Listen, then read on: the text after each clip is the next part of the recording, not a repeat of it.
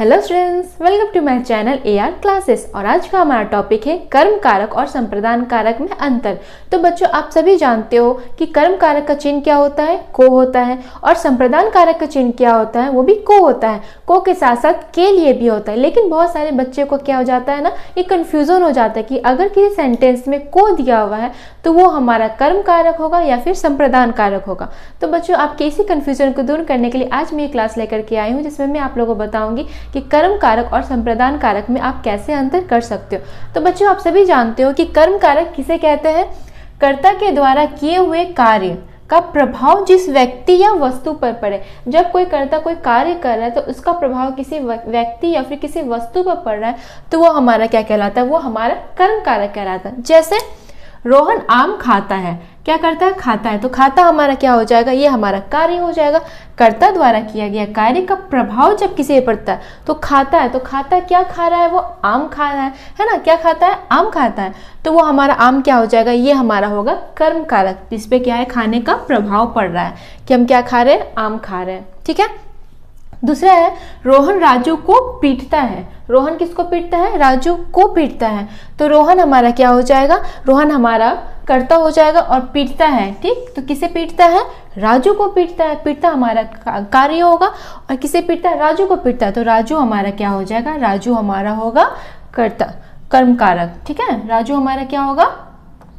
राजू हमारा हो जाएगा कर्म कारक। ठीक, अब हम देखेंगे संप्रदान कारक। संप्रदान कारक किसे कहते हैं स्टूडेंट? संज्ञा के जिस रूप से यह पता चले कि कार्य किसके लिए किया जा रहा है। जब कोई कार्य किया जा रहा है तो वह किसके लिए किया जा रहा है, अगर ये पता चले तो हमारा वह क्या कहलाता है? संप्रदान कारक कहलाता है। या फिर अगर आप बोलोगे कि अगर कोई कार्य किसी के लिए किया जा रहा है या फिर किसी को कुछ दिया जा रहा है, ठीक है, किसी को कुछ दिया जा रहा है, प्रदान किया जा रहा है, तो वो भी हमारा क्या होगा? वो भी हमारा संप्रदान कारक कहलाता है। जैसे हम यहाँ देखेंगे, रोहन ने सोहन के लिए आम लाया। ठीक है, रोहन ने सोहन के लिए आम लाया। आम लाने का जो कार्य है वो किसके लिए किया? सोहन के लिए किया।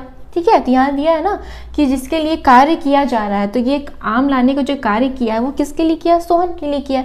तो सोहन हमारा क्या हो जाएगा? वो हमारा क्या होगा? संप्रदान कारक होगा। ठीक, दूसरा देखेंगे, रोहन ने सोहन को पुस्तक दी।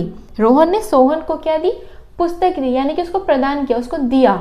ठीक, तो पुस्तक देने का जो कार्य किया वो किसको किया? सोहन को किया। तो सोहन हमारा क्या हो जाएगा?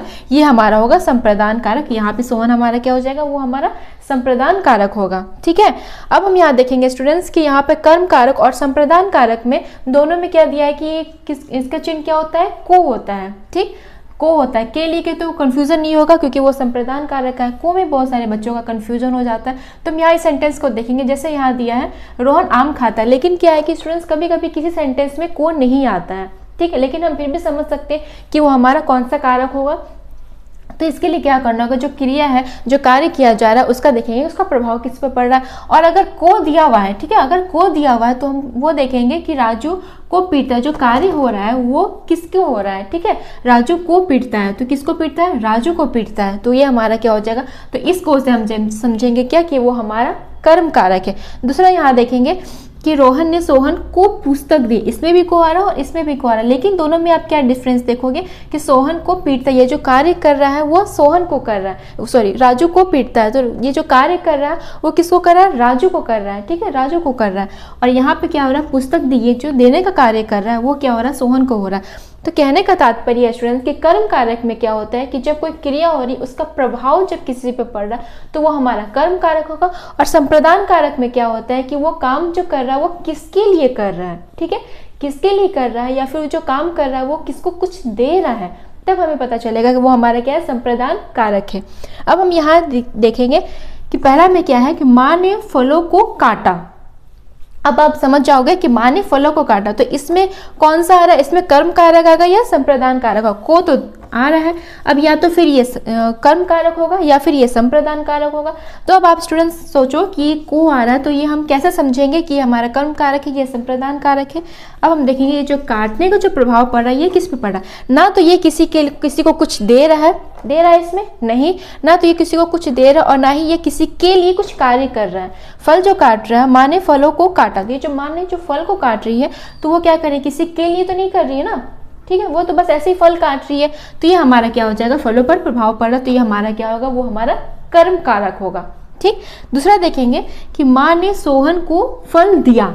अब हम यहाँ देखेंगे कि इसमें क्या, इसमें भी को आ रहा है, लेकिन इसमें दिया जा रहा है कि फल दिया, यानी कि इसमें प्रदान किया जा रहा है, संप्रदान में आएगा ये क्या, किसको प्रदान किया जा रहा है, जो फल है वो किसी के लिए किया जा रहा है, ये कार्य जो है वो फल देने का जो कार्य वो किसी के लिए किया जा रहा है। ठीक है, तो वो क्या हो जाएगा, सोहन को फल दिया, तो सोहन को क्या हो जाएगा, ये हमारा हो जाएगा क्या, संप्रदान कारक।